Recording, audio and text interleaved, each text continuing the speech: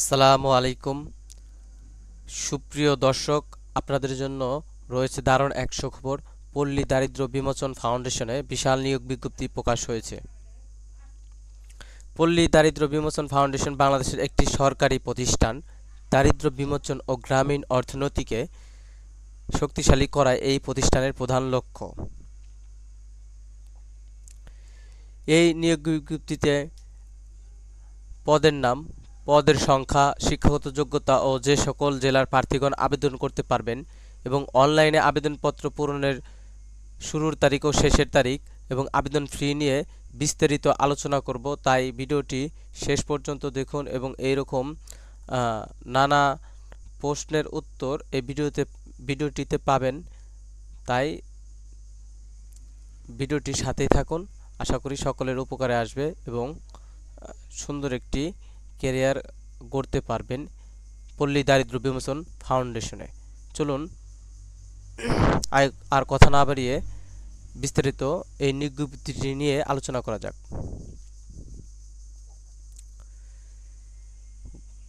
নিয়োগ বিজ্ঞপ্তিটি 24শে মার্চ 2025 খ্রিস্টাব্দ তারিখে প্রকাশিত হয়েছে। গণপ্রজাতন্ত্রী বাংলাদেশ সরকার এর স্থানীয় সরকার, পল্লী উন্নয়ন ও সমবায় মন্ত্রণালয়, পল্লী উন্নয়ন ও সমবায় বিভাগের অধিভুক্ত পল্লী দারিদ্র্য বিমোচন ফাউন্ডেশনে পিডিবিএফ এর স্থায়ী পদে নিম্নবর্ণিত শূন্য পদসমূহে জনবল নিয়োগের নিমিত্ত প্যানেল ভুক্তির লক্ষ্যে বাংলাদেশের স্থায়ী নাগরিকদের নিকট হতে পদের পার্শ্বে উল্লেখিত শিক্ষাগত যোগ্যতা ও নিম্নবর্ণিত শর্ত সাপেক্ষে অনলাইনে http://pdbf.teletalk.com.bd ওয়েবসাইটে নির্ধারিত সময়ের মধ্যে দরখাস্ত আহ্বান করা যাচ্ছে। অনলাইন ব্যতীত অন্য কোনো মাধ্যমে প্রেরিত আবেদনপত্র গ্রহণযোগ্য হবে না।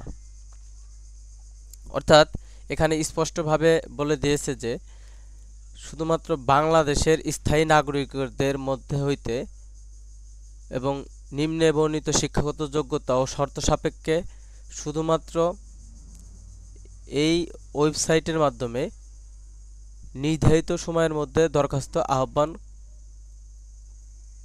করার জন্য অনুরোধ করেছে। অর্থাৎ কেউ যদি ডাকযোগে এই আবেদনটি পাঠায় তাহলে সেটি কিন্তু গ্রহণযোগ্য হবে না।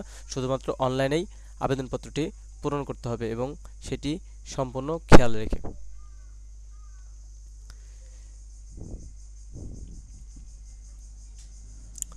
এখন আমরা পদের নাম, বেতন স্কেল, পদের সংখ্যা, শিক্ষাগত যোগ্যতা এবং যে সকল জেলার প্রার্থীগণ আবেদন করতে পারবেন সেই বিষয়ে আলোচনা করব।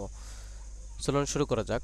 ক্রমিক নং 1, পদের নাম উপজেলা দারিদ্র্য বিমোচন কর্মকর্তা, বেতন স্কেল 22,000 হইতে 53,060 টাকা, গ্রেড 9, পদের সংখ্যা 155 জন, শিক্ষাগত যোগ্যতা সরকার কর্তৃক স্বীকৃত কোনো কলেজ অথবা বিশ্ববিদ্যালয় হতে কমপক্ষে দ্বিতীয় শ্রেণী অথবা সমমানের সিজিপিএ, স্নাতকোত্তর অথবা সমমান ডিগ্রি, শিক্ষাজীবনে কোনো ক্ষেত্রে তৃতীয় বিভাগ অথবা শ্রেণী অথবা সমমানের সিজিপিএ গ্রহণযোগ্য হবে না। গ্রামীণ জনগোষ্ঠীর আর্থসামাজিক উন্নয়নে কাজ করার মানসিকতা সম্পন্ন হতে হবে এবং উপজেলা প্রশাসনের সাথে সমন্বয়, কর্মী ব্যবস্থাপনা, ঋণ ও সঞ্চয় ব্যবস্থাপনা সংক্রান্ত কাজে আগ্রহ থাকতে হবে। যে সকল জেলার প্রার্থীগণ আবেদন করতে পারবেন, বাংলাদেশের সকল জেলার স্থায়ী বাসিন্দাগণ আবেদন করতে পারবেন। ক্রমিক নং 2, মাঠ কর্মকর্তা, বেতন স্কেল 11,300 হইতে 27,300 টাকা, গ্রেড 12, পদের সংখ্যা 1,175 জন, শিক্ষাগত যোগ্যতা সরকার কর্তৃক স্বীকৃত কোনো কলেজ অথবা বিশ্ববিদ্যালয় হতে কমপক্ষে দ্বিতীয় শ্রেণী অথবা সমমানের সিজিপিএ, স্নাতক অথবা সমমানের ডিগ্রি, শিক্ষাজীবনে কোনো ক্ষেত্রে তৃতীয় বিভাগ বা শ্রেণী, সমমানের সিজিপিএ গ্রহণযোগ্য হবে না। উপজেলা পর্যায়ে পিডিএফ এর সুফলভোগী সদস্য অথবা উদ্যোক্তাদের মাঝে ঋণ বিতরণ ও ঋণ আদায়, সঞ্চয় আহরণ সহ ইত্যাদি কাজে আগ্রহী হতে হবে। যে সকল প্রার্থীগণ আবেদন করতে পারবেন, বাংলাদেশের সকল জেলার স্থায়ী বাসিন্দাগণ আবেদন করতে পারবেন। এই আবেদনপত্রটি পূরণ ও পরীক্ষা অংশগ্রহণের ক্ষেত্রে কিছু শর্তাবলী দেওয়া আছে নিম্নে, সেই শর্তাবলীগুলো এখন আলোচনা করব।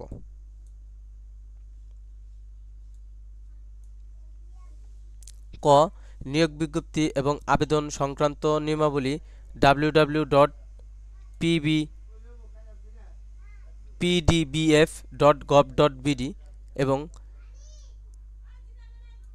http://pdbf.teletalk.com.bd এ পাওয়া যাবে। খ প্রার্থীকে অবশ্যই বাংলাদেশের নাগরিক হতে বাংলাদেশের নাগরিক নন এবং কারো সাথে বৈবাহিক সূত্রে আবদ্ধ হয়ে থাকলে কিংবা বিবাহের জন্য প্রতিশ্রুতিবদ্ধ হয়ে থাকলে তিনি আবেদন করার যোগ্য হবেন না। গ সকল পদে 31 মার্চ 2025 খ্রিস্টাব্দ তারিখে সকল প্রার্থীর বয়স 18 থেকে 32 বছর হতে হবে। বয়সের ক্ষেত্রে এফিডেভিট গ্রহণযোগ্য নয়। এক্ষেত্রে সরকার কর্তৃক সর্বশেষ জারিকৃত পরিপত্র অথবা নীতিমালা অনুসরণ করা হবে। পিডিএফএ কর্মকর্তা প্রার্থীদের ক্ষেত্রে কর্মচারী চাকরি প্রবিধানমালা অনুযায়ী বয়সীমা শিথিলযোগ্য হবে। ঘ সরকারি, আধা সরকারি, স্বায়ত্তশাসিত ও আধা স্বায়ত্তশাসিত প্রতিষ্ঠানে কর্মরত প্রার্থীদের অবশ্যই যথাযথ কর্তৃপক্ষের অনুমতিক্রমে আবেদন করতে হবে। চাকরিরত প্রার্থীদের সকল শর্ত পূরণ সাপেক্ষে আবেদনপত্র পূরণ সময় ডিপার্টমেন্টাল ক্যান্ডিডেট এর ঘরে টিক চিহ্ন দিতে হবে। অন্যদের ক্ষেত্রে এ শর্ত প্রযোজ্য নয়। তবে সকল চাকরিরত প্রার্থীকে মৌখিক পরীক্ষার সময় নিয়োগকারী কর্তৃপক্ষ কর্তৃক প্রদত্ত অনাপত্তি ও ছাড়পত্রের মূল কপি জমা দিতে হবে। মৌখিক পরীক্ষার সময় প্রার্থীকে পূরণকৃত অ্যাপ্লিকেশন ফর্ম এর ফটোকপি সহ নিম্নোক্ত পত্রাদি দাখিল করতে হবে।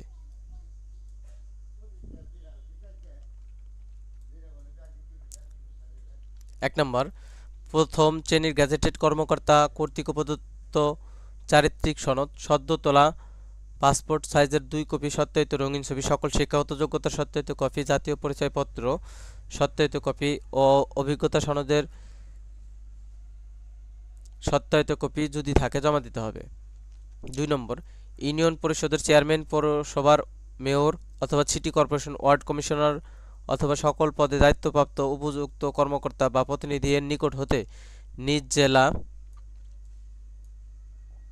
উল্লেখ সহ নাগরিকত্বের সার্টিফিকেট জমা দিতে হবে। 3 নম্বর, মুক্তিযোদ্ধা, শহীদ, মুক্তিযোদ্ধা ও বীরাঙ্গনার সন্তানদের ক্ষেত্রে প্রমাণক হিসাবে সরকারের সর্বশেষ জারিকৃত পরিপত্র অনুযায়ী উপযুক্ত কর্তৃপক্ষ কর্তৃক প্রদত্ত সনদ ও প্রার্থীকে মৌখিক পরীক্ষার সময় মুক্তিযুদ্ধ বিষয়ক মন্ত্রণালয়ের ওয়েবসাইটে www.molwa.gov.bd এ প্রকাশিত প্রমাণক এর আলোকে সত্যায়িত অনুলিপি উপস্থাপন করতে হবে। শারীরিক প্রতিবন্ধী, তৃতীয় লিঙ্গ এবং ক্ষুদ্র নৃগোষ্ঠী প্রার্থীদের ক্ষেত্রে সরকারের সর্বশেষ জারিকৃত পরিপত্র অনুযায়ী উপযুক্ত কর্তৃপক্ষ কর্তৃক প্রদত্ত সনদ দাখিল করতে হবে। চ কর্তৃপক্ষ বিজ্ঞপ্তিতে উল্লেখিত পদের সংখ্যা হ্রাস, বৃদ্ধি এবং বিজ্ঞপ্তিটি বাতিল করার অধিকার সংরক্ষণ করেন। অনলাইনে আবেদনপত্র পূরণ সংক্রান্ত নিয়মাবলী ও করণীয় নিম্নে আলোচনা করব। পরীক্ষায় অংশগ্রহণের আগ্রহী প্রার্থীগণ http://pdbf.teletalk.com.bd এই ওয়েবসাইটে আবেদনপত্র পূরণ করবেন। আবেদনের সময়সীমা নিম্নরূপ: অনলাইনে আবেদনপত্র পূরণ, পরীক্ষার ফি জমাদানের শুরুর তারিখ ও সময় 25 মার্চ 2025 খ্রিস্টাব্দ সকাল 10 ঘটিকা হইতে অনলাইনে আবেদনপত্র জমাদানের শেষ তারিখ ও সময় 14 এপ্রিল 2025 বিকাল 5 ঘটিকা পর্যন্ত। উক্ত সময়সীমার মধ্যে ইউজার আইডি প্রার্থী প্রাপ্তিগণ অনলাইনে আবেদনপত্র সাবমিট করার সময় থেকে পরবর্তী 72 ঘন্টার মধ্যে এসএমএস এর পরীক্ষার ফি জমা দিতে পারবেন। অনলাইনে আবেদনপত্র প্রার্থী তার রঙিন ছবি দৈর্ঘ্য 300x300 পিক্সেল এবং স্বাক্ষর 300x80 পিক্সেল স্ক্যান করে নির্ধারিত স্থানে আপলোড করবেন। ছবির সাইজ সর্বোচ্চ 100 কেবি এবং স্বাক্ষরের সাইজ সর্বোচ্চ 60 কেবি হতে হবে। গ নম্বর, অনলাইনে আবেদনপত্রে পূরণকৃত তথ্য যেহেতু পরবর্তীতে সকল কার্যক্রমে ব্যবহৃত হবে, সেহেতু অনলাইনে আবেদনপত্র সাবমিট করার পূর্বেই পূরণকৃত সকল তথ্যের সঠিকতা সম্পর্কে প্রার্থী নিজে শতভাগ নিশ্চিত হবেন। ঘ প্রার্থী অনলাইনে পূরণকৃত আবেদনপত্রের একটি প্রিন্ট কপি পরীক্ষা সংক্রান্ত যে কোনো প্রয়োজনে সহায়ক হিসাবে সংরক্ষণ করবেন। মৌখিক পরীক্ষার সময় 1 কপি জমা দিবেন। এসএমএস প্রেরণের নিয়মাবলী ও পরীক্ষার ফি প্রদান।